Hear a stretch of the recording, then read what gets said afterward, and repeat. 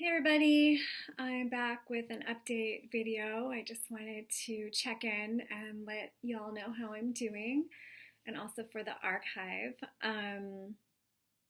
So the wave that I had a couple weeks ago lasted about 11 days.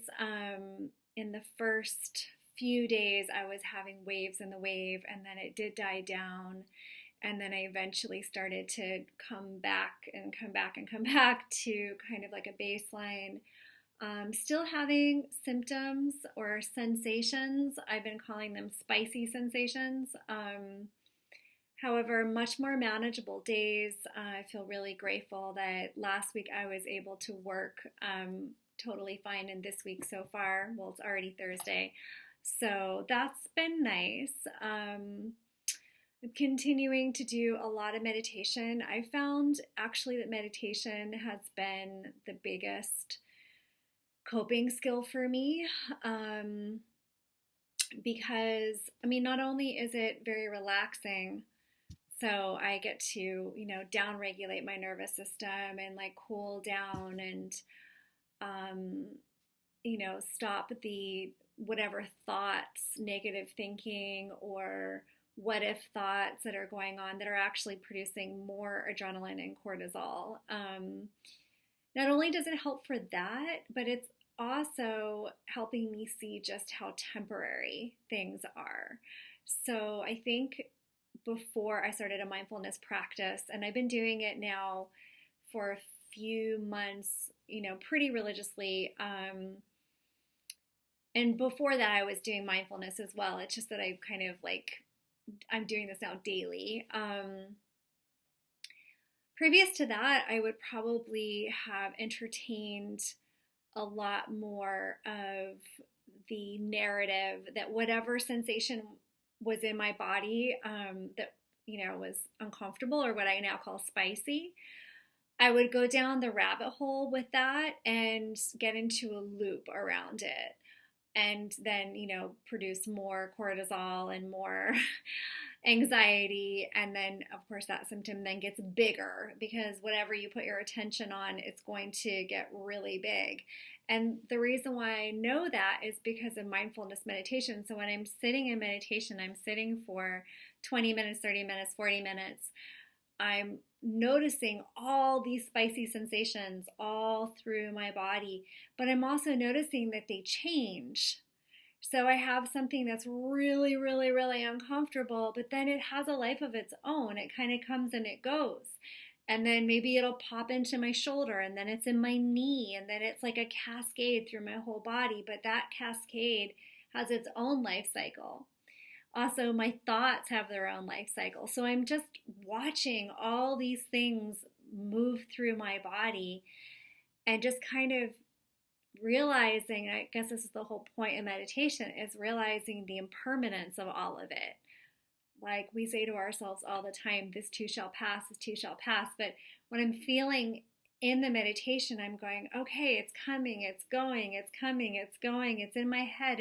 I've literally had like a raging headache, and then in meditation within 20 minutes the headache dies down, and then I've got like raging neuropathy in my leg, and then that dies down, and then it moves. So just noticing that for me has been a coping skill of, that this is that nothing that is going on in my body is permanent. It's absolutely not. Nothing in this world is permanent. My thoughts aren't permanent. My emotions aren't permanent. And so I think knowing that that's true, that this is impermanence, I have built up more tolerance to them when I have them. So when I'm crying, like in my last wave, it was like there was a lot of emotional stuff coming up. I can hold that. Be like, okay, this is just for now. Like I can have this emotion and it's not going to destroy me. It's not going to kill me because it's going to change. Or, okay, I have this burning neuropathy.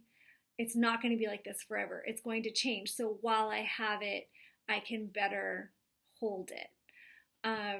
One thing that's persisted is the tinnitus, which has me think because in really good windows, the tinnitus goes away almost completely, but it stayed. So I think I'm still in a like baseline wave. Um, and I'm going, okay, so how do I just be with this tinnitus? It's not coming and going. It's pretty persistent. It's not very loud. And it's just another sound. It's just another sensation. And so meditation is really, really, really powerful. I've done a lot of like neural retraining through withdrawal, and I've done a lot of coping, but I honestly think this one, maybe it's just where I'm at right now in my recovery, has been the most profound. And actually sitting for me with a Sangha, which is like a group of people who are all practitioners, all meditation practitioners, has also been really important, especially because the groups that I do, we do like a little sit. It's all online. Someone's guiding it. And then afterwards we can share like what came up for us. And that's been really good for me to be able to then recite back in real time like my revelations. So yeah, try it if you haven't. I'm not a huge fan of the music in the background guided meditation style because I like to actually meditate like without any sound, without any talking.